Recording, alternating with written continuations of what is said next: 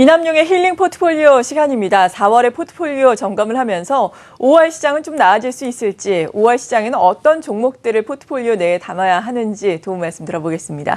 삼성증권 주식전략팀의 이남용 연구위원 연결해 보겠습니다. 안녕하세요. 네, 안녕하세요. 네, 지금 코너를 준비하면서 월봉을 살펴보니까 이번 달에 코스피 지수가 1960에서 2013까지 정말 50포인트 내에서 움직였습니다. 박스피 장세가 이어졌는데 5월에도 이런 흐름은 계속해서 이어질까요? 5월 장세는 일단 어떻게 전망하세요? 네, 우선 저도 바라지 않는 바지만 5월에도 박스피라고 제가 한번 표현을 했었는데요. 예, 유지가 좀 될 것으로 보고 있습니다. 당분간 이게 좀 상단을 돌파하기 좀 어려운 이유, 이제 여기서 말씀드리는 상단이라는 거는 한 2050선 정도를 봐야 되는데, 해외 이슈보다도 일단 내부 이슈가 좀 이제 발목을 잡을 것 같습니다. 5월에는. 이제 어제 이제 삼성전자 IR이 있었습니다. 1분기 확정 실적 발표하면서 IR이 있었는데, 일부 이제 자사주 매입과 같은 친주주환원 정책을 좀 기대했던 것들이 이제 삼성전자 주가에 선반영되면서 140만 원 정도까지 올라왔었는데, 어제 그런 것들에 대한 이제 구체적인 언급이 없었기 때문에 시장은 다소 이제 좀 삼성전자에 대해서 약간의 실망 매물이 출회되고 있는 구간이고요.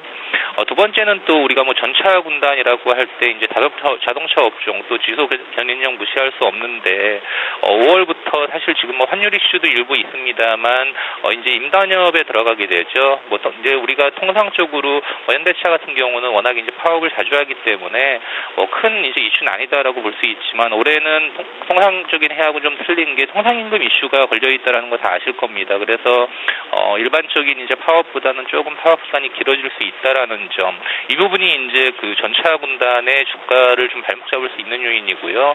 그 외에 이제 시가총액 상위 업종인 화학이나 철강 이런 쪽이 속해 있는 소재와 산업재 쪽은 중국 쪽 상황이 지금 어렵기 때문에 실적 개선에 좀 어려움을 겪고 있고, 역시 이제 은행 중심의 금융 섹터 역시 실적 모멘텀, 밸류에이션은 싸지만 실적 모멘텀이 부족하다. 이런 요인들을 좀 봤을 때 5월 달에 박스권 상단을 돌파하기에는 조금 좀 어려움이 있지 않을까라고 보고 있습니다. 네, 안타까운 소식이네요. 5월 중에도 박스권 상단 돌파는 만만치 않은 일이 될 것이다라는 말씀이었습니다.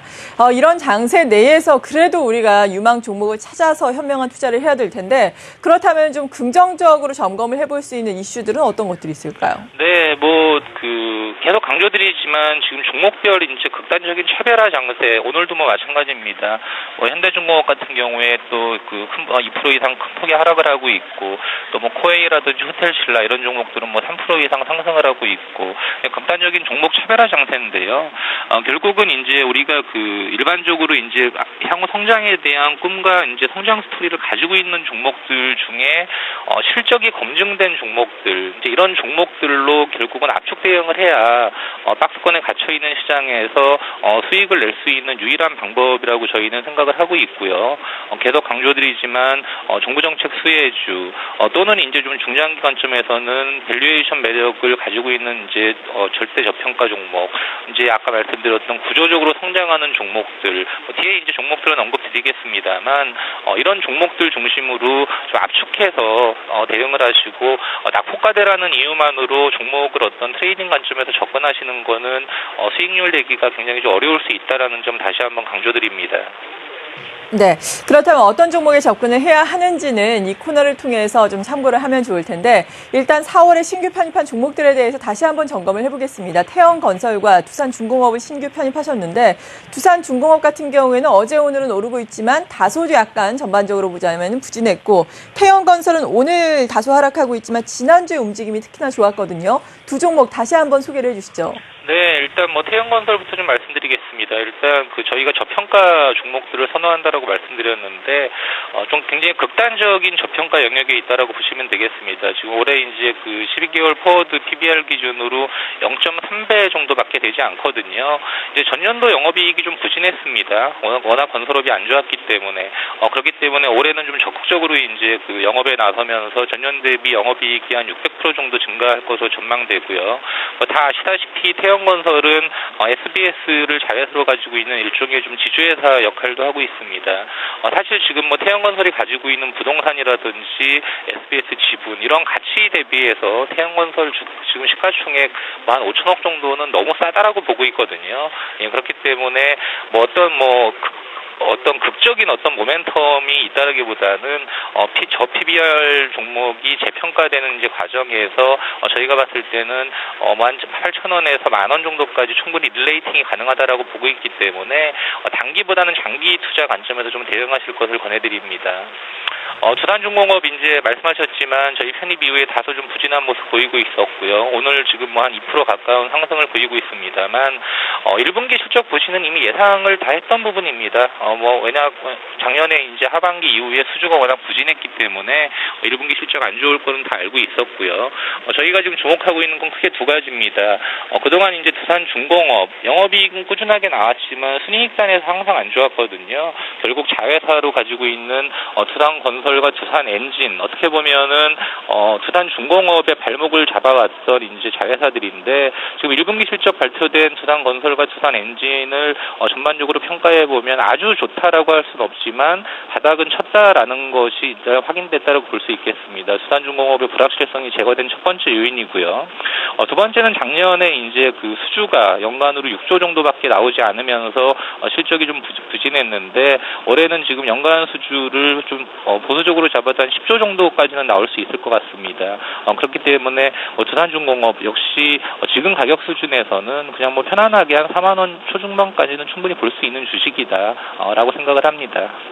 네, 두 종목에 대한 투자 전략 다시 한번 들어봤습니다. 그리고 힐링 포트폴리오 내에 있는 종목들 중에 가장 눈에 띄는 것이 SK 하이닉스 그리고 어제 실적을 발표한 코웨이라고 할 수 있을 것 같은데 수익률도 물론 좋고 주가의 흐름만 보더라도 지난주에 두 종목 모두 52주 최고가를 경신을 했거든요. 앞으로는 성장 스토리를 어떻게 보시는지 궁금한데요. 예, SK 하이닉스 같은 경우는 이제 지난주에도 말씀드렸습니다. 실적 발표 이후에 단기 차익 매물 소화가 좀 필요하다라고 보고 있고요. 지금 그 과정을 겪고 있다라고 보고 있습니다. 지금 이제 그 하이닉스 IR에서 저희가 이제 확인한 걸 통하면은 2분기 실적은 굉장히 견조할 것이다라는 걸 저희가 지금 그 확신을 하고 있고요. 또 디램 가격 추이라든지 어떤 디램에 대한 수요 이런 것들을 보면 올해 연간으로 봤을 때 하이닉스 실적에 대한 의구심은 전혀 없다라고 보시면 되겠습니다. 다만 이제 그 반도체 산업의 특성을 좀 이해하셔야 되는데 반도체 산업이라는 게 캐파 자체가 위로 아주 열려 있는 산업이 아니고 어느 정도 이제 한정이 돼 있기 때문에 저희는 하이닉스의 지금 그 목표 주가를 한 4만 원 중반, 한 4만 3천 원에서 4만 5천 원 정도까지 보고 있는데 지금 일단 4만 원 초반에서 거래가 되고 있기 때문에 사실 여기서부터는 바이앤 홀드보다는 좀 싸게 사신 분들은 이제 좀 트레이딩 구간에 진입했다라고 지금 보고 있기 때문에 이 점 참고하셔서 한 4만 3천 원 정도까지를 목표로 단기 트레이딩 바이는 가능하다. 하지만 이제 이거를 그 이상 좀 끌고 가시는 거는 조금 좀 그 주의할 구간이다. 이렇게 좀 정리를 해드리겠고요. 두 번째 이제 코웨이 오늘 지금 그 주가가 3% 이상 상승하고 있습니다만 아까 제가 말씀드렸던 꿈과 성장성을 가지고 있는 종목 중에 실적이 검증된 대표적인 종목이라고 보시면 될 것 같습니다. 1분기 실적을 통해서 중국에서의 어떤 그 공기청정기 시장의 성장성에 대한 확인을 시켜줬고요. 또 하나는 일단 마켓 자체 중국의 공기청정기 시장이 지금 굉장히 급성장하고 있다는 겁니다. 지난번에도 말씀드렸지만 지금 중국의 공기청정기 보급률이 1%도 안 되는 상태에서 OECD 평균 12%, 그다음에 중국의 지금 대기 상황은 여러분들 너무나 잘 아실 거고요. 굉장히 이제 코웨이 같은 경우는 중국 쪽에서 성장 모멘텀이 확실하고 마지막으로 굉장히 또 하나 중요한 부분인데 코웨이의 그 최대 주주는 지금 사모펀드입니다. 웅진그룹에서 나오면서 이제 사모펀드가 인수했죠.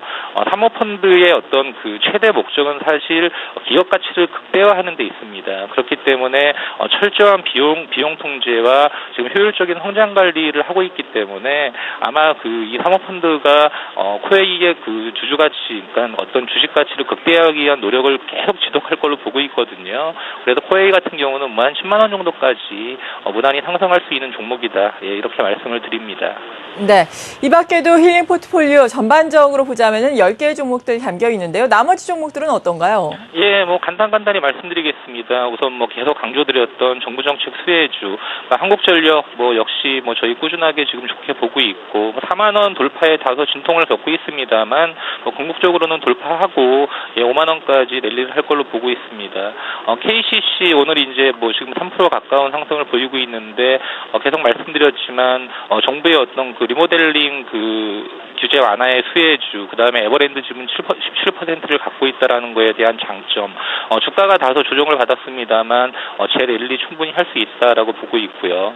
이제 밸류에이션 매력을 보유하고 있는 종목인데 아까 태영건설도 말씀드렸습니다만 사실 제가 초반에 이제 그 현대차와 현대모비스 전차 군단을 말씀드리면서 5월이 다소 좀 불확실성이 있다 임단협 때문에라고 말씀을 드렸는데 지금 그 부분 때문에 이미 지금 주가가 눌려 있거든요. 그래서 사실 역설적으로 5월 임단협이 조금 수월하게 풀린다라고 하면 의외로 현대차와 현대모비스 같은 자동차 업종은 좀 급반등할 수 있다라는 점. 결론적으로 하단은 좀 막혀 있고 상단도 지금은 막혀 있지만 불확실성이 제거됐을 경우에는 상단으로 굉장히 어떤 가파른 릴레이팅이 될 수 있다라는 점에서 현대차와 현대모비스 여전히 저희는 보유하고 있고요. 이제 마지막으로는 이제 공가 성장성을 가지고 있는 종목들이라고 저희가 보고 있는 종목들 중에 최근에 주가 조정을 좀 보였지만 이제 주가 조정이 좀 마무리 국면에 진입한 종목들입니다. 중국의 화장품 시장 성장에 수혜를 받을 수 있는 대표 종목 아모레퍼시픽, 그다음에 라인의 이제 성장성을 가지고 있는 네이버, 특히 이제 네이버 같은 경우는 지금 121선까지 조정을 받은 상태에서 외국인 매도도 어느 정도 이제 마무리 국면에 진입했다라고 보고 있고 가장 중요한 거는 5월 8일 날 실적을 발표하는데 작년 4분기에도 그랬거든요. 4분기 실적이 굉장히 좋게 나오면서 라인이 굉장히 주가가 상승하는 모습을 보였습니다. 이번 1분기 실적에서도 네이버의 라인의 실적이 성장성에 대한 검증만 해준다 그러면 다시 80만 원 위에 쉽게 안착할 수 있을 거다 이렇게 전망을 하고 있습니다. 네, 이남용의 힐링 포트폴리오 오늘은 이렇게 5월을 앞두고 5월 시장 전망에 따른 투자 전략 그리고 힐링 포트폴리오 내에 있는 종목에 대한 전략 다시 한번 세워봤습니다. 삼성증권 주식전략팀의 이남용 연구위원이었습니다. 고맙습니다. 네, 감사합니다.